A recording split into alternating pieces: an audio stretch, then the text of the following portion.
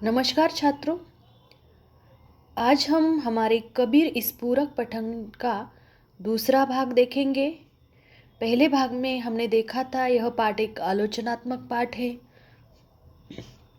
इसकी आलोचना हजारी प्रसाद द्विवेदी जी ने की है और कबीर के ऊपर ये आलोचना है। मतलब उनके जो गुण है वो हमें बताए हैं कि कबीर जी स्वभाव से कैसे मस्त थे, कैसे फक्कड़ थे।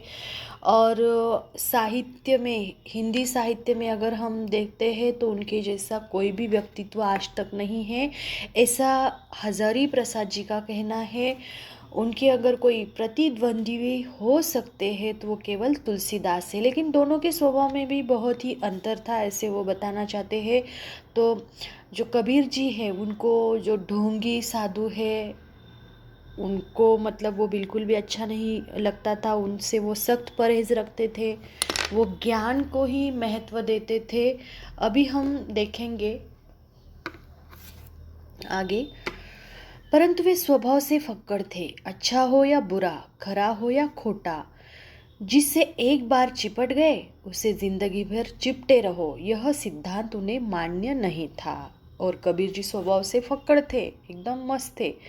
अच्छा हो या बुरा, खरा हो या खोटा, मतलब जो भी हो, चाहे वो कुछ गलत हो या फिर सही हो, लेकिन एक बार चिपट गए तो जिंदगी भर वह उसी से चिपटे रहे, मतलब उसी को मानते रहे। चिपट रहना मतलब उसी को मान्यता देना, ये उनको बिल्कुल भी मान्य नहीं था, वो सिद्धांत ही उनको मान्य नहीं था। क्योंकि मनुष्य जो है वो बदलता है, उनके स्वभाव भी बदलते हैं।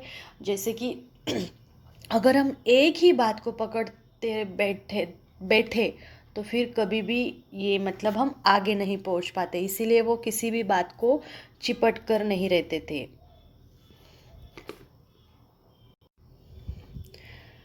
वे सत्य के जिज्ञासु थे और मोह ममता उन्हें अपने मार्ग से विचलित नहीं कर सकती थी। वे अपना घर जलाकर हाथ में मुराड़ा लेकर निकल पड़े थे और उसी को साथी बनाने को तैयार थे, जो उनके हाथों अपनी अपना भी घर जलवा सके।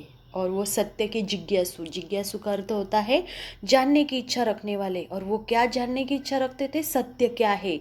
उनको कोई भी मोह ममता नहीं थी, संसार से कोई भी आकर्षण नहीं था, कोई भी प्यार नहीं था। और ऐसा अगर मोह ममता प्यार अगर उनमें नहीं है तो वो कभी भी विचलित नहीं होते थे, अपने मार्ग पर वो चलते रहते थे, किसी भी और वो आकर्षित नहीं होते थे। वे अपना घर जलाकर हाथ में मुराड़ा लेकर निकल पड़े थे और उसी को साथी बनाने को तैयार थे, जो उनके हाथों अपना भी घर जलवा सके। अभी आप कहोगे कि वो अपना घर कैसे जला सकते हैं, लेकिन यहाँ उन्होंने अपना घर जलाने की बात नहीं कही है। जलाना मतलब अपना घर त्याग दो, त्याग दो मतलब हाँ देखो, लेकिन सिर्फ अपना घर मत देखो, दूसरों का भी देखो, समाज में देखो क्या हो रहा है, क्या चल रहा है। लोग क्या करते हैं, केवल अपने ही बारे में सोचते हैं, अपने ही घर के बारे में सोचते हैं और समाज में कुछ भी हो उनको बिल्कुल भी फर्क नहीं पड़ता। तो ये जो मोह ममता आकर्षण है उसे थोड़ा सा त्याग दो और थोड़ा समाज की ओर भी देखो। जैसे कि उन्होंने बताया है, हम घर जा रहा अपना लिया मुराड़ा हाथ, अब घर जा रो तासु का जो चले हमारे साथ। देखो मुराड़ा मतलब क्या? एक जलती हुई मशाल। और हम घर जा रहा मतलब हमने तो मेरा मतलब हमने हमारा घर जला दिया है। अभी लिया मुराड़ा हाथ, लिया मुराड़ा हाथ मतलब एक जलती हुई मशाल को ले के कारण मैंने क्या कर दिया है, अपना घर जला दिया है। अब घर जारो तासुका, अब क्या करो, दूसरों का तासुका मतलब उसका जो चले हमारे साथ, जो मेरे साथ चलने वाले हैं उनका वो भी घर जला दे। जैसे कि कबीर जी कहते हैं कि मैंने हाथ में मशाल मतलब मुराड़ा तो ली है और मैंने अब मेरे घर को जलाया, अर्थात घर के अंदर के जो विकार है जैसे मोह माया, इनको जलाया। और जो मेरे साथ भक्ति मार्ग के राह में आएंगे उनके भी घर में भी विकार में जलाऊंगा। अर्थात ईश्वर को प्राप्त करने के लिए संसार रूपी मोह माया त्याग देनी चाहिए, ऐसे उनका कहना था। वे सिर से पैर तक मस्त मौला थे। सिर से पैर तक मस्त मौला मतलब जो भी जी में आता वो करते। मस्त जो पुराने कृत्यों का हिसाब नहीं रखता, वर्तमान कर्मों को सर्वस्व नहीं समझता और भविष्य में सब कुछ झाड़ फटकार निकाल देता है। और मस्त कौन होते हैं? जो पुराने कृत्यों का हिसाब ही नहीं रखते। पुराने कृत्य, अगर किसी का गुस्सा आता है हम वही दिल में लेकर बैठते हैं तो वो मस्त नहीं रहते। वो आप मतलब कभी भी निराश रहते कि मेरे साथ उसने ऐसा किया था, क्यों किया था, वही बात लेकर बैठते हैं। वो ऐसे नहीं थे, वो बिल्कुल भी ऐसी बातों को क्या करते थे, छोड़ देते थे। और जो भी अपने मन में आता वो झाड़ फटकार कर निकाल देते थे। जो दुनियादारी किए कराए का लेखा जोखा दुरुस्त रखता है वह मस्त नहीं हो सकता। दुनिया किए कराए, दुनिया ने क्या किया है, क्या करना चाहिए, मेरे साथ ऐसा हुआ वो हुआ, अगर वो दुरुस्त रख करता है और वो अपने पास ऐसा हिसाब किताब रखता है, वो कभी भी मस्त मौला नहीं हो सकता, कभी भी वो अपनी खुशी से नहीं जी सकता। जो अतीत का चिट्ठा खोले रहता है वह भविष्य का क्रांतदर्शी नहीं बन सकता। और जो अतीत मतलब क्या, भूतकाल का चिट्ठा खोले रहना, मतलब भूतकाल की ही बातों को उगालते बैठना, वो भविष्य का क्रांतदर्शी नहीं हो सकता। भविष्य मतलब फ्यूचर में हम कोई क्रांतिकारी विचार मतलब नए विचार तो दे ही नहीं सकते। जो मतवाला है वह दुनिया के माप झोंक से अपनी सफलता का हिसाब नहीं रखता। कबीर जैसे फक्कड़ को दुनिया की होशियारी से क्या वास्ता। और जो मतवाला है, खुश मिजाज है, वो ऐसे माप जोक में नहीं रखता, वो सफलता का हिसाब नहीं करता। और कबीर कैसे थे, फक्कड़ थे, मस्त थे, उनको होशियारी से कुछ भी वास्ता नहीं था, कुछ भी लेना देना नहीं था। ये प्रेम के मत वाले थे, मगर अपने को उन दीवानों में नहीं गिनते थे जो माशूक के लिए सर पर कफन बांधे फिरते थे। और ये प्रेम के मत वाले तो थे, लेकिन उन दीवानों में नहीं गिनते थे जो माशूक मतलब जो प्रेमी है उनके लिए सर पर कफन बांधे फिरते थे। अभी सर पर कफन बांधना मतलब क्या, जैसे उनके लिए मर मिटना। देखो उन्होंने यहाँ कहा है, हमन है इश्क मस्ताना, हमन को होशियारी क्या, रहे आज़ाद या जग से, हमन दुनिया से यारी क्या। जो बिछुड़ी है प्यारे से, भटकते दर बदर फिरते, हमारा यार है हम में, हमन को इंतज़ारी क्या। देखो मतलब यहाँ उन्होंने बताया है कि हम कैसे हैं, कि कबीर जी कहते हैं कि मैं एकदम स्वभाव से मतवाला और फक्कड़ हूँ, और जो अपने आप में रमने वाले होते हैं इसीलिए उनका जो मतलब ये है, वो उनका कहना है कि मैं स्वयं से ही प्रेम करता हूँ, लोग इस पर क्या कहेंगे, इस होशियारी से हमें कुछ फर्क नहीं पड़ता। यह दुनिया रहे या न रहे, हमें इस दुनिया से कोई वास्ता नहीं है। हम लोगों के पीछे उनकी होशियारी के लिए भटकने वाले नहीं हैं। जैसे कोई अपना बिछड़ने पर पाने के लिए दर बदर भटकता है, हमारा दोस्त ईश्वर हमारे अंदर ही बसता है, उसे कहीं ढूंढने की आवश्यकता नहीं है और ना ही उसका इंतज़ार है। ऐसे मतलब ये फक्कड़ राम थे। तो इसीलिए फक्कड़ राम किसी के धोखे में आने वाले ना थे। दिल जम गया तो ठीक है, और न जमा तो राम राम करके आगे चल दिए। योग प्रक्रिया को उन्होंने डटकर अनुभव किया पर जची नहीं। और ये जो फक्कड़ राम है वो तो ऐसे किसी के लिए दर बदर भटकने वाले नहीं हैं। दिल जम गया तो ठीक है, नहीं तो राम राम मतलब हम चले, ऐसे थे। तो इनको ये किसी से धोखा खाने वालों में से भी नहीं थे। उन्हें यह परवाह न थी कि लोग उनकी असफलता पर क्या क्या टिप्पणी करेंगे। उन्होंने बिना लाग लपेट के, बिना झिझक और संकोच के ऐलान किया। देखो ये कैसे थे कि मतलब कोई भी परवाह नहीं थी कि लोग उनके बारे में क्या टिप्पणी करेंगे, लोग उनके बारे में क्या सोचेंगे, ऐसा उनको कुछ भी नहीं है। तो वो क्या कहते हैं, आगे देखेंगे हम।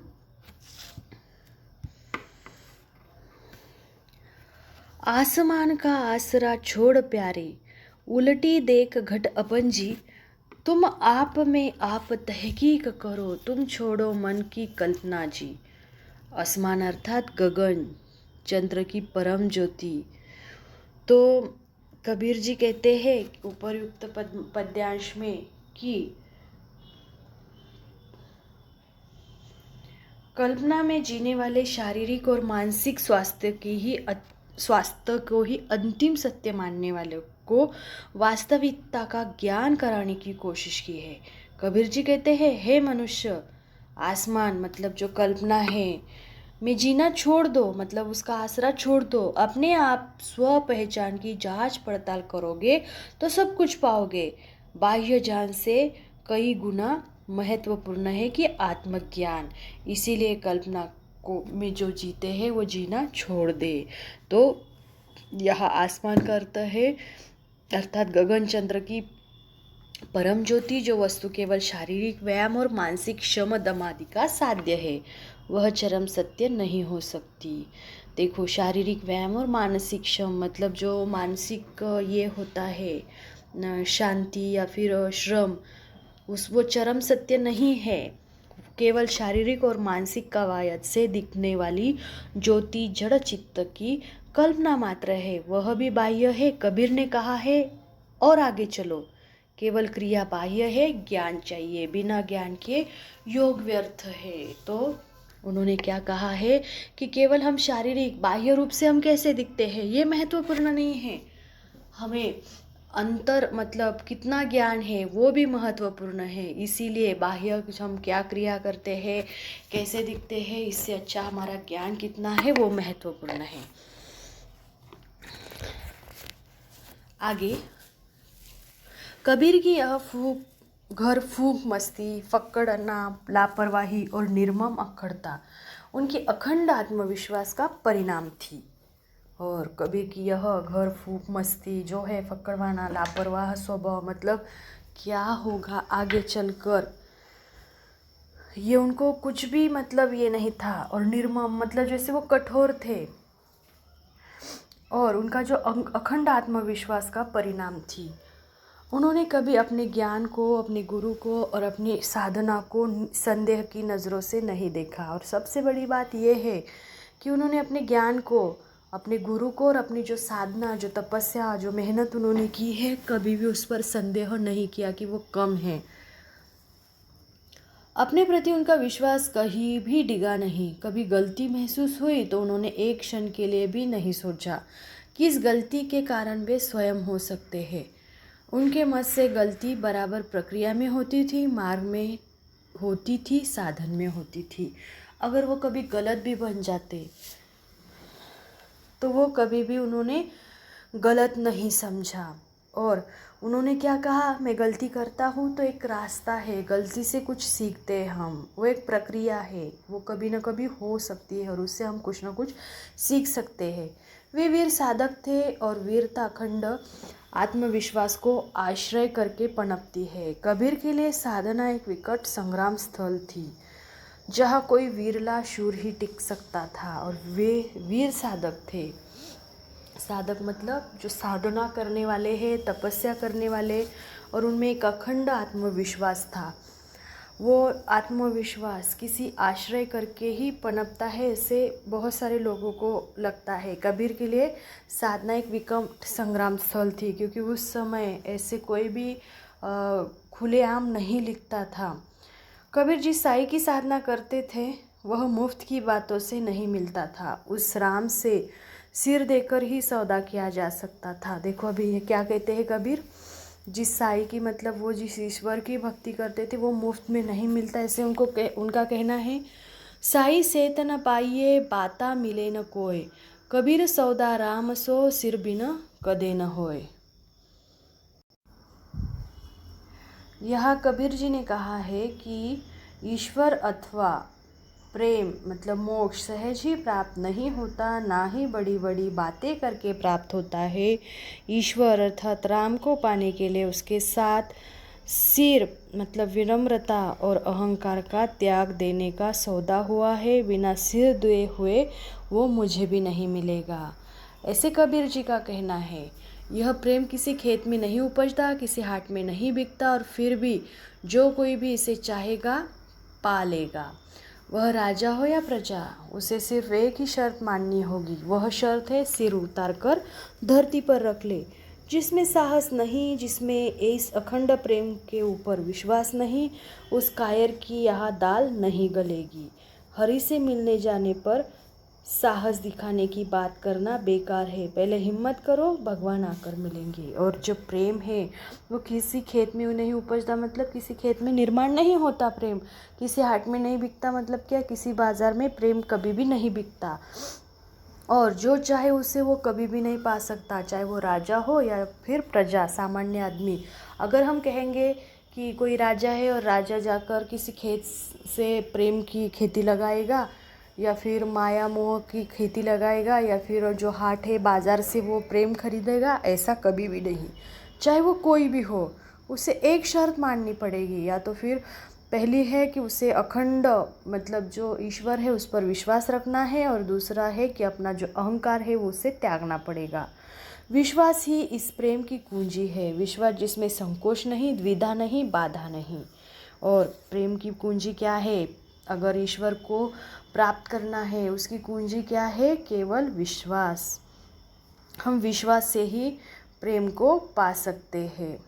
तो यहाँ उन्होंने कहा है, प्रेम न खेतो नीपजे, प्रेम न हाट बिकाय, राजा प्रजा जिस रुचे, सिर देसो ले जाए, सुरे शीस उतारिये, छाड़ी तन की आस, आगते हरि मुल्किया, आवत देखा दास। मतलब कबीर जी कहते हैं कि प्रेम किसी खेती में नहीं उपजता और न ही वो किसी बाज़ार में बिकाऊ चीज़ है, उसे खरीदी जाए। प्रेम पाना अगर चाहते हैं तो जो अहंकार का त्याग विनयशीलता से करता है वही प्रेम पा सकता है, फिर वो राजा हो या प्रजा।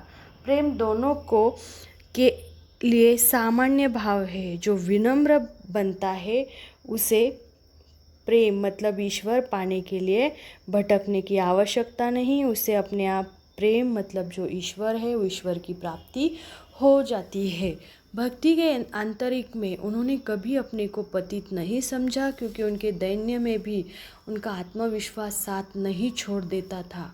उनका मन जिस प्रेम रूपी मदिरा से मतवाला बना हुआ था वह ज्ञान के गुण से तैयार हो गई थी। और कभी भी उन्होंने भक्ति के जो अतिरेक मतलब जो ज़्यादा करते हैं, वो कभी भी अपने को उन्होंने पतित नहीं समझा। और उनके दैन्य मतलब जो दीन अवस्था थी, फिर भी आत्मविश्वास को उन्होंने कभी भी नहीं छोड़ा। और जिस प्रेम रूपी मदिरा मतलब जो नशा है वो क्या है? ज्ञान। और इस प्रेम से ही वो तैयार हुआ था। युगावतारी शक्ति और विश्वास लेकर वे पैदा हुए थे और युग प्रवर्तक की दृढ़ता उनमें वर्तमान थी। युगावतारी मतलब क्या है? किसी युग में कोई व्यक्ति ऐसे मतलब जन्म लेता है और वो युग प्रवर्तक थे। युग प्रवर्तक मतलब जो युगों में परिवर्तन लाने वाले व्यक्ति थे, वो उनमें वर्तमान थी, इसीलिए वे युग प्रवर्तन कर सके। एक वाक्य में उनके व्यक्तित्व को कहा जा सकता है, वे सिर से पैर तक मस्तमौला थे, बेपरवाह, दृढ़, उग्र, कुसुमादपि कोमल, वज्रादपि कठोर। और अगर एक वाक्य में अगर उनको, हम तो नहीं बोल सकते एक वाक्य में कि वो क्या है, लेकिन अगर कहा जाए तो क्या थे? सिर से पैर तक मस्तमौला मतलब खुश मिजाज थे, बेपरवाह थे, उनको सफलता की असफलता की, अच्छे की बुरे की कोई भी परवाह नहीं थी। दृढ़ थे, दृढ़ मतलब निश्चयी व्यक्ति थे। उग्र थे, कुसुमादापि कोमल मतलब कुसुम मतलब जो फूल होता है, कली होती है, उसके प्रति वो कोमल थे। और वज्रदापि कठोर, और वज्र मतलब जैसे समय आता था तो वज्र मतलब जैसे कि पत्थर के रूपी वो कठोर बनते थे। तो इस प्रकार आज हमने कबीर ये पूरक पठन, इसका दूसरा भाग और अंतिम भाग पढ़ा है। आशा करती हूँ आपको समझ में आया होगा। फिर मिलेंगे अगले वीडियो में, तब तक धन्यवाद।